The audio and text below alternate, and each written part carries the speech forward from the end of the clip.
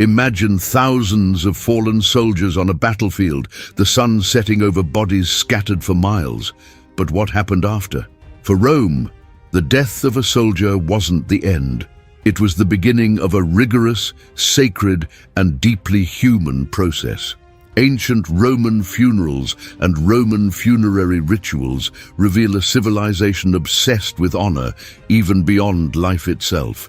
In this video, we're going to explore everything that happened to dead Roman soldiers, from cremation in ancient Rome to the burial of Roman soldiers in foreign lands, from Roman funeral customs to Roman archaeology and the tombs that survived 2 millennia. The history of Roman soldiers and the way the Roman Empire faced death and burial runs far deeper than any battle those legions ever fought. Let's get started. When the sounds of weapons fell silent and the dust settled, one of the heaviest tasks any Roman army faced began: collecting their own dead. For the Romans, abandoning a fellow soldier on the battlefield was considered not just a personal disgrace, but a direct offense against the gods. Death in ancient Rome carried a sacred weight that few ancient peoples understood as deeply. Polybius, the Greek historian who spent years studying the Roman army in the 2nd century BC, described in detail what happened right after a battle. The legions didn't simply march back to camp. They sent organized teams to sweep the battlefield and identify every dead Roman soldier. This process could take entire days, especially after major engagements like the Battle of Zama during the Punic Wars or in the bloody clashes along the Danube. Soldiers were identified by markers they carried with them, small tags or inscriptions indicating their name, their unit, and their place of origin. This practice, which many associate only with modern armies, already existed in a rudimentary form within the Roman legions.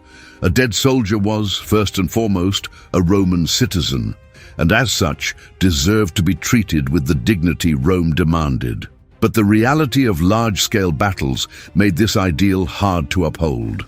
After the Battle of Cannae in 216 BC, where Hannibal destroyed between 50,000 and 70,000 Romans in a single day, one of the worst military disasters in the entire history of the Roman Empire, the Carthaginian army did not allow the Romans to collect their dead immediately.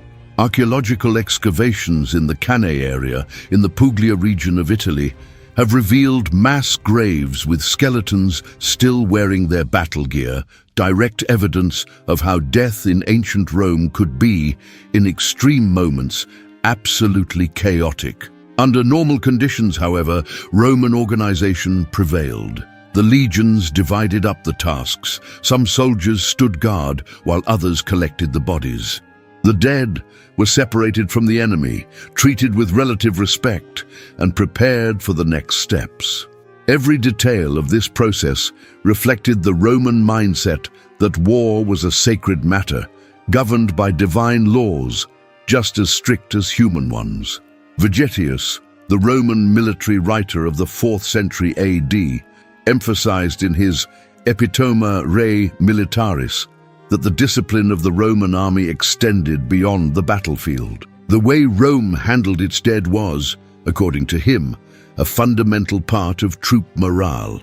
Soldiers fought better knowing that if they died in battle, they would not be abandoned. This implicit guarantee was one of the most powerful psychological tools Roman commanders possessed, and it worked extraordinarily well to maintain cohesion among the legions under extreme circumstances. The process of identifying and collecting dead Roman soldiers also revealed class differences within the army. Officers and centurions received preferential treatment from the very first moment. Their bodies were identified as a priority, protected by special guards, and prepared for more elaborate rituals. Ordinary legionaries, especially on distant campaigns, often shared more collective fates, but never, whenever possible, were they simply left to chance. Roman archaeology and its tombs confirm this hierarchy. Archaeological sites along the ancient borders of the empire, from Hadrian's Wall in Britain to the banks of the Danube, reveal military cemeteries with markers that clearly distinguish different ranks. A centurion received an elaborate funerary stele with his name, his career, and his achievements. A simple legionary might receive only a plain stone marker, but he received something which already set Rome apart from the vast majority of its enemies and rivals. There was also the matter of allies and auxiliaries, non-Roman troops who fought alongside the legions. Their relationship with Roman funerary rituals was more complex. In many cases, these soldiers brought their own traditions, and Rome, with its characteristic pragmatism, allowed ethnic groups to maintain certain funerary practices of their own, as long as they didn't disrupt camp order. We have archaeological evidence of burials with Oriental, barbarian, and Mediterranean characteristics mixed together in Roman military cemeteries, a silent testimony to the extraordinary diversity of the legions that sustained the empire for centuries. Battle and death united these men in ways that life rarely could. If there is one symbol that connects death in ancient Rome with the idea of military honor, that symbol is fire. Cremation in ancient Rome was not merely a practical method of dealing with dead Roman soldiers. It was a deeply religious, philosophical, and social act that reflected the Roman view of life, death, and the afterlife. For much of the Roman Republic and the first centuries of the empire, cremation was the dominant practice among Romans, especially for soldiers. The belief was relatively simple in its essence, yet profound in its implications. Fire purified and released the soul, the animus or anima, from the physical body, allowing the warrior spirit to find its place among the dead. For a soldier who had given his life for the Republic or the Emperor, this liberation was considered not just possible, but absolutely deserved. Historical sources are rich in descriptions of military cremations. Julius Caesar, in his De Bello Gallico, mentions cremations carried out in the field during the Gallic Wars. When important soldiers died on campaign, Caesar personally ordered funeral pyres to be built with wood, gathered from the surroundings, frequently using oak, considered sacred to the Romans and associated with Jupiter, the supreme god of the Roman pantheon. The funeral pyre of a common soldier was called a bustum. The body was placed on the stack of wood, often dressed in his best clothing or armor, a detail archaeologists confirm by finding fragments of bronze and iron fused together with cremated bones at Roman sites. Before the fire was lit, fellow soldiers made offerings. Food, coins, and small personal items belonging to the deceased were placed alongside the body. It was believed that these objects would accompany the soul on its journey to the afterlife. The cremation process itself was overseen by a polinctor, a funerary ritual specialist who ensured the fire was lit correctly and that the religious procedures were followed. In permanent military camps, there were professionals assigned to this function. On faster-moving campaigns, it fell to the unit commander or the military priest to oversee the process from start to finish, ensuring that no sacred step was omitted. After cremation, the remaining bones, called ossa, were carefully collected, washed with wine and milk, and placed in urns. These urns could be plain terracotta for common soldiers, or marble, blown glass, or metal for officers. The quality of the urn directly reflected the deceased's position in the military hierarchy. Roman glass urns, extraordinarily well preserved, have been found in military cemeteries distributed throughout the extent of the empire. A fascinating detail revealed by Roman tomb archaeology is the consistent presence of a coin in burials, placed in the mouth or over the eyes of the deceased before cremation or deposited in the urn afterward. This was the coin intended for Charon, the ferryman who, according to Greco-Roman mythology, guided the souls of the dead across the river Styx to the realm of Hades.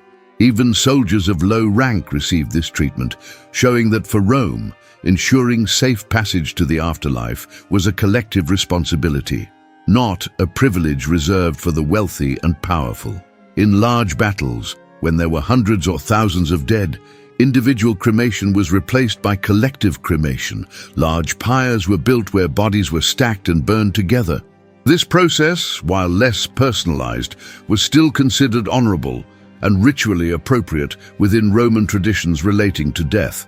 The ashes could be collected collectively and buried in a single marked location, creating what the Romans called a bustum commune, a common grave that still carried deep sacred and spiritual meaning. The importance of cremation in ancient Rome for troop morale cannot be overstated. Knowing that their body would not rot in the field, would not be devoured by wild animals, and would not go unburied, the greatest of shames in the Roman view, was a guarantee that the most skilled commanders consciously used to strengthen their legion's willingness to fight. Fire was not merely destruction, it was a promise of dignity, of continuity, and of honor guaranteed beyond death in battle. Although cremation dominated Roman funeral customs for centuries, inhumation, the direct burial of the body in the ground, always coexisted with it and, beginning in the 2nd century AD, gradually replaced it as the dominant practice. Understanding this transition is essential to grasping how the history of Roman soldiers intertwines with the great cultural and religious transformations of the empire. The reasons for the gradual abandonment of cremation in favor of burial are multiple and complex. The growing influence of Eastern traditions, especially from Egypt and the Near East, brought with it the idea of preserving the body for a possible resurrection. Judaism, widely spread throughout the Roman Empire, practiced exclusively inhumation. And perhaps most decisively, the rise and expansion of Christianity, with its central belief in bodily resurrection, progressively transformed Roman funeral customs from the 2nd century and especially the 3rd and 4th centuries AD onward. For soldiers, this transition was especially visible in frontier camps and permanent garrisons. Military cemeteries excavated along the limes, the empire's fortified border, clearly show the change through archaeological strata. In the oldest layers, urns containing cremated ashes. In the more recent layers, burials with complete skeletons in a resting position. Roman tomb archaeology offers, quite literally, a visible timeline of the religious and cultural transformations of Rome in its later phase. The burial of Roman soldiers followed, when possible, specific and well-documented protocols. The body was wrapped in a shroud, a linen cloth, and the grave was oriented according to specific traditions that varied by region and period. In many garrisons, soldiers were buried with their personal belongings, bronze fibulae to fasten their cloak, sandals, small tools, amulets, and containers with food or drink. These objects were not jewels or extravagances.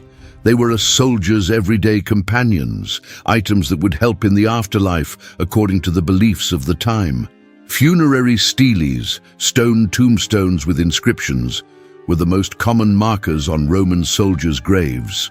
When resources existed to create them, these steles recorded precious information: the soldier's full name, his homeland, his unit, his years of service, his rank, and frequently a brief message to passers-by or to the gods.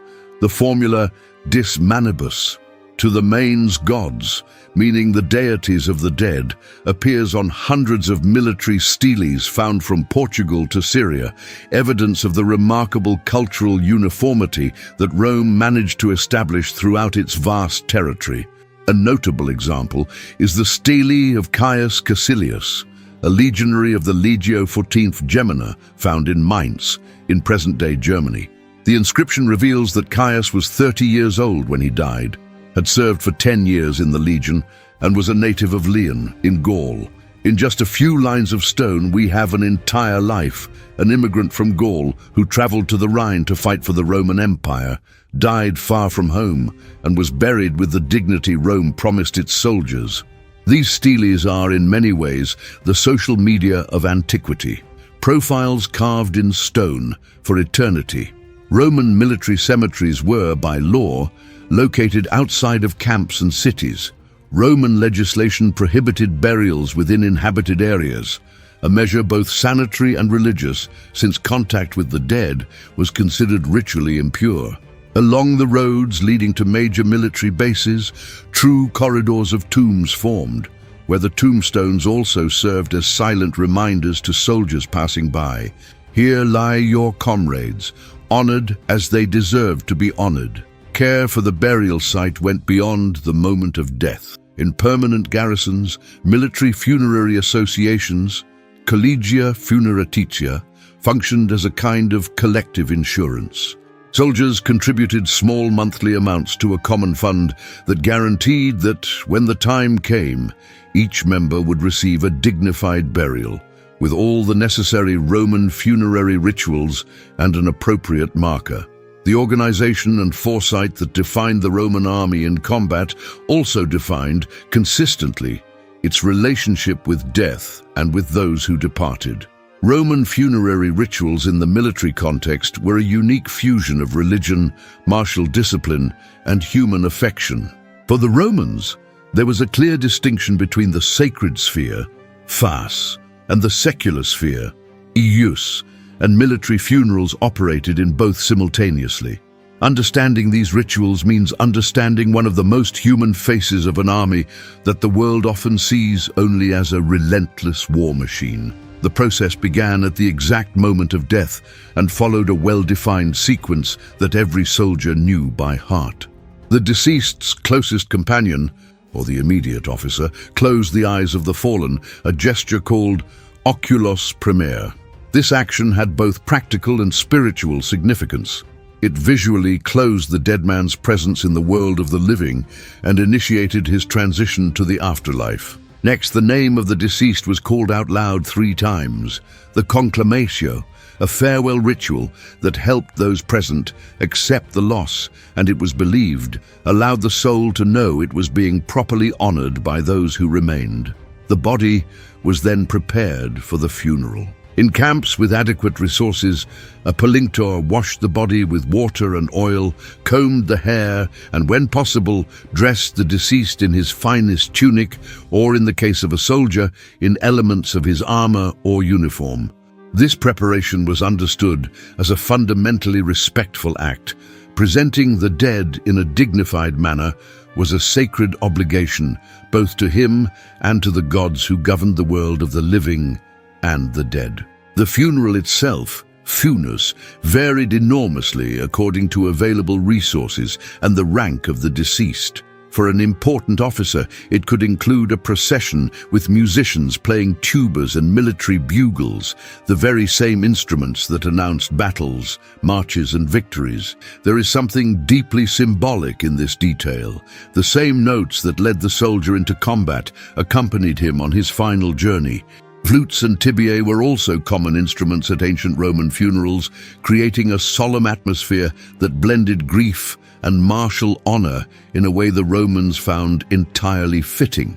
The eulogy, the laudatio, was a central part of the funeral for officers and distinguished soldiers. Delivered by the commander or by a close companion, the laudatio was not merely a speech of sorrow. It was a recounting of the deceased's deeds, a public declaration that his life had been worthwhile and that his death would be remembered. For a soldier who had spent years fighting on distant frontiers, far from family and homeland, having his comrades acknowledge his valor was the most concrete form of immortality Rome offered, more lasting than bronze, more enduring than stone. The funerary offerings reveal a great deal about Roman funeral customs.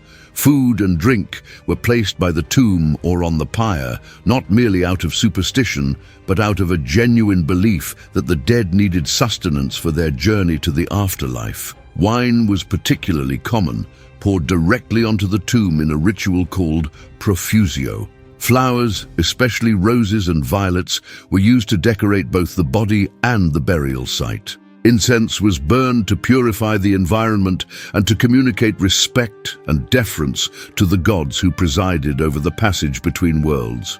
After the funeral, the rituals did not end. The 9th day after death was marked by a funeral banquet, the novendialis, where friends and companions gathered to eat, drink, and honor the memory of the deceased.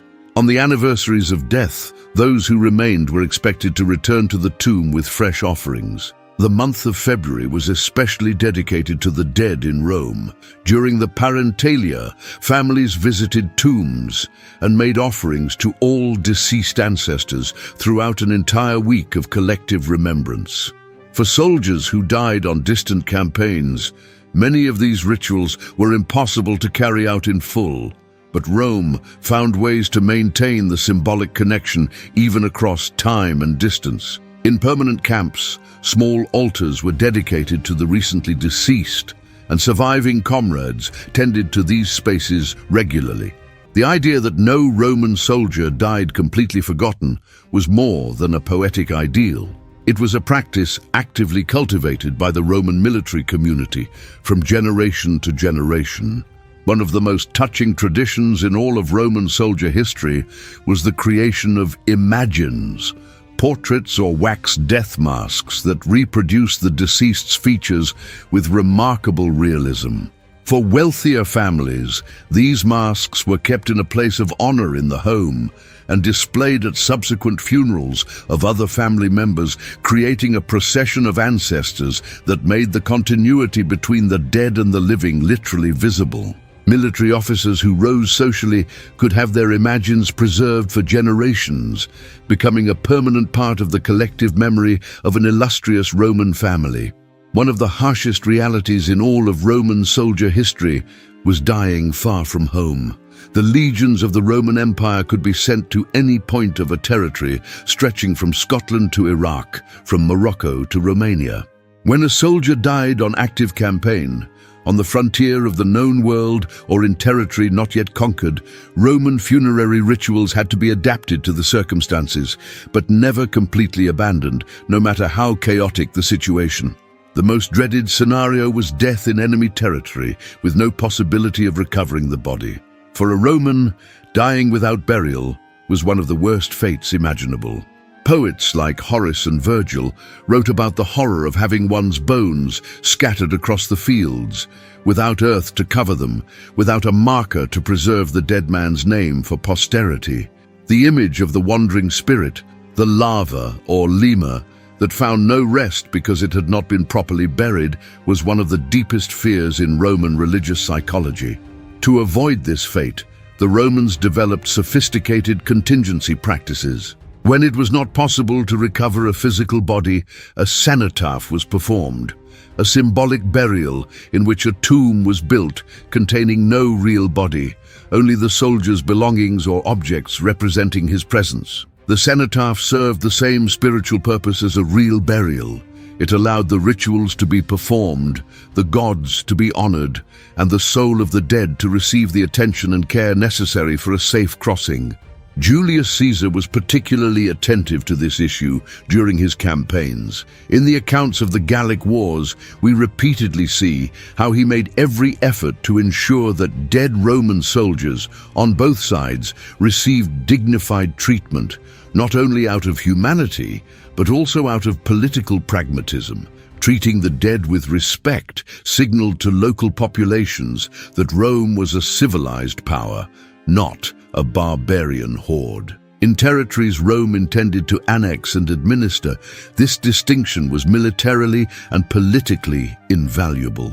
Augustus's campaigns in the Germanic forests created some of the most dramatic situations ever documented in the relationship between death in ancient Rome and the limits of what the empire could guarantee its soldiers. When Publius Quintilius Varus led 3 legions to massacre in the Teutoburg forest in 9 AD, losing approximately 15,000 to 20,000 men in a devastating ambush, the Romans were prevented from collecting their dead for years. When Germanicus finally returned to the site in 15 AD, 6 years later, he found bones scattered for miles, skulls nailed to trees, and the remnants of the legions still exactly where they had fallen.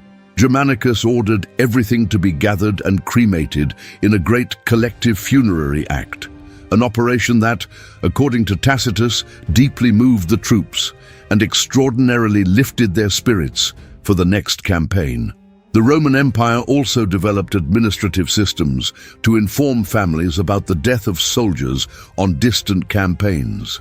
Each legion maintained detailed written records of its members, including information on their origins, family, and possessions. When a soldier died, a military secretary, the librarius, recorded the death and, in theory, the information was supposed to reach the local authorities of where the soldier originated. In practice, especially in the most chaotic campaigns, this system worked irregularly. Many families never knew exactly where or how their members had died, nor where their remains rested. The possessions of soldiers who died in the field were handled according to specific and well-documented protocols. Following established military regulations, the belongings of a dead legionary were inventoried and ideally returned to his family or designated heir. Money accumulated in accounts that the legions maintained for their soldiers was transferred according to previously left orders. This system, documented in military papyri found in Roman Egypt, shows a bureaucracy that tried, even in chaotic circumstances, to ensure that the death of a soldier was not merely a number in a report. There are documented cases of soldiers who carried with them, on campaign, small urns or containers specially prepared to hold their own ashes, evidence that some men planned their own death with the same meticulousness with which they planned their military life. This practice, while not universal, perfectly illustrates the peculiar relationship the Romans maintained with mortality, not as a taboo to be avoided, but as a reality to be managed with dignity, foresight, and respect for the traditions that gave meaning to life and to sacrifice. If the written sources of antiquity tell us what should have happened to dead Roman soldiers, Roman archaeology shows us what actually happened. In 2,000 years of systematic and accidental excavations, researchers have unearthed an extraordinary collection of tombs, military cemeteries, funerary steles, and ossuaries that illuminate with scientific precision what ancient texts only sketched out in broad strokes. Perhaps no set of archaeological finds has revealed as much about the Roman Empire and its relationship with the death and burial of soldiers as the cemeteries along the Limes Germanicus and the Limes Dacicus, the northern and northeastern frontiers of the empire. Along Hadrian's Wall in Britain, systematic excavations have revealed a highly consistent pattern.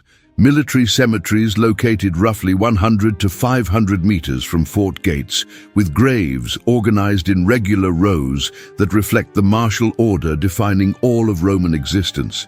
DNA and isotope analysis of bones found in these cemeteries has revealed over recent decades absolutely surprising information about the ethnic diversity of Roman soldiers. In British cemeteries, bones were found belonging to individuals whose isotopes indicate origins in North Africa, the Middle East, and the Balkans. Irrefutable scientific proof that the legions were truly multinational.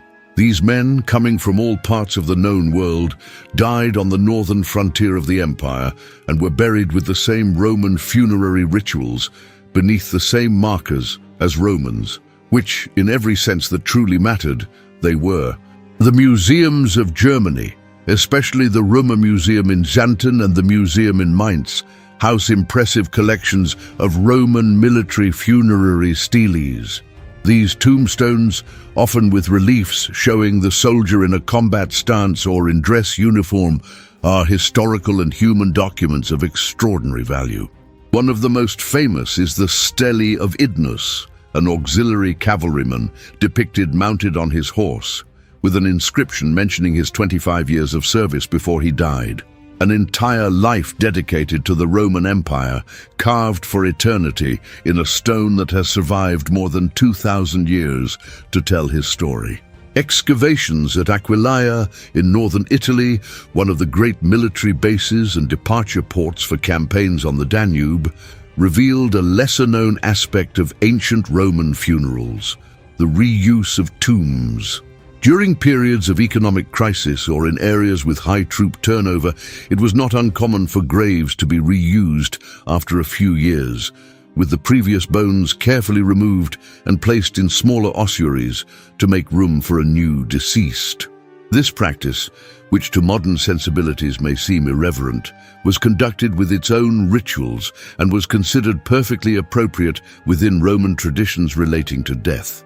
Recently, discoveries at the Campus Martius in Rome, the area that in antiquity lay outside the city walls and was used for military training and exercises, revealed Republican-era cemeteries that buried soldiers and civilians side by side, a mixture that reflects the deep integration between civilian and military life that characterized Republican Rome.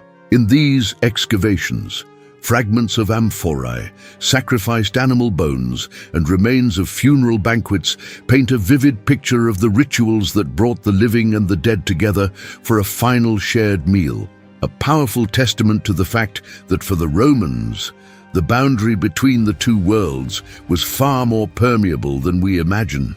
2,000 years later, the tombs of Roman soldiers continue to speak. Every funerary stele unearthed, every urn of ashes found in the soil of Europe, every inscription carved in stone that records a name and a period of service is an extraordinary reminder that behind the most formidable army of antiquity, there were men.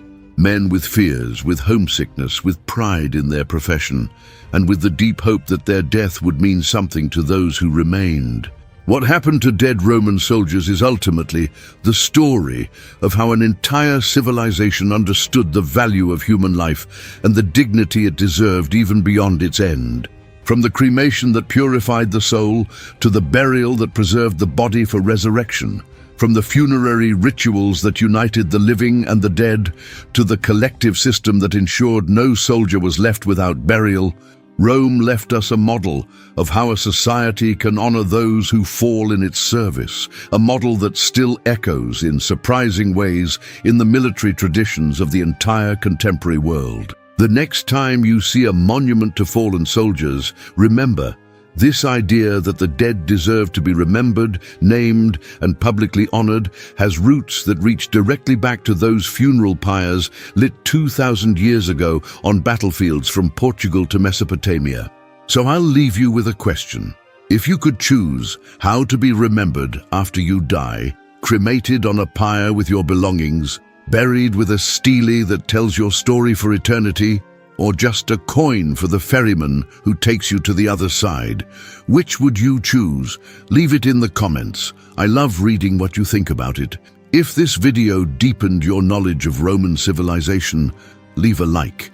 It helps the channel grow enormously and brings more history to you. And if you haven't subscribed yet, subscribe now and hit the bell so you don't miss the next videos. Next week, we'll explore another fascinating aspect of life and death in ancient Rome that's going to surprise you. See you then.